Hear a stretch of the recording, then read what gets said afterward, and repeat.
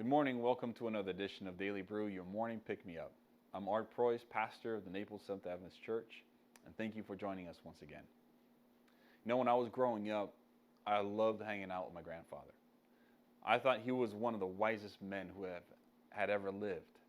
Every time I would engage with him in some kind of either a board game or life situational, he always seemed to have the answers, and the right answers, as a matter of fact, to those problems. I thought he was one of the smartest, wisest men who ever lived.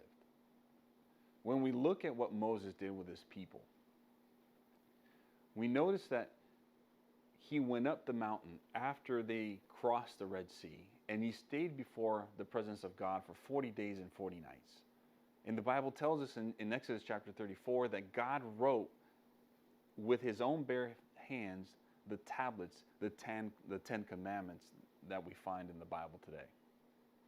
But what is interesting is that the Ten Commandments is not so precise in the sense of how it is worded to depict how you would sin against God in a black and white manner, but is dealt in principles that are vague, but yet can be applied universally.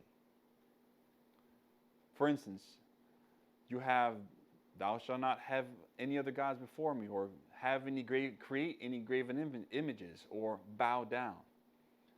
Notice that these principles are dealing with worship.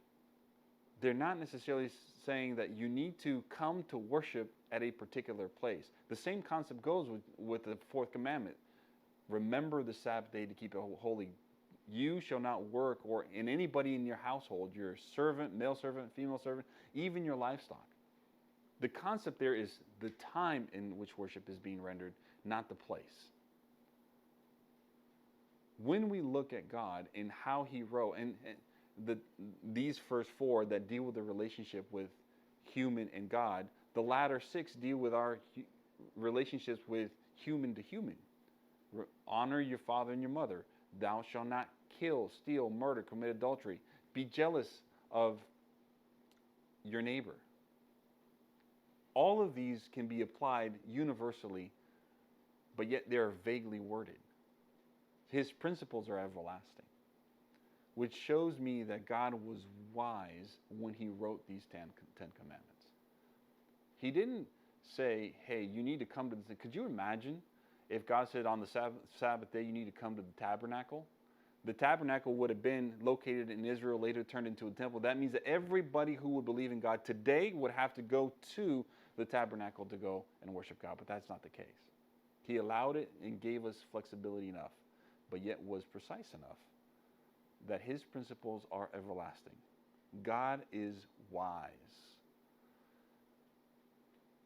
No, I don't think that my grandfather was as wise as God, but he gave me a great perspective of who God was, in that perspective of wisdom. And I pray that as you look into what God has written for you, that you will see God's wisdom in your life and how that impacts your life in a positive way.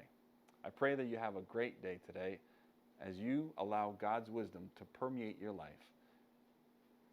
Have a great day.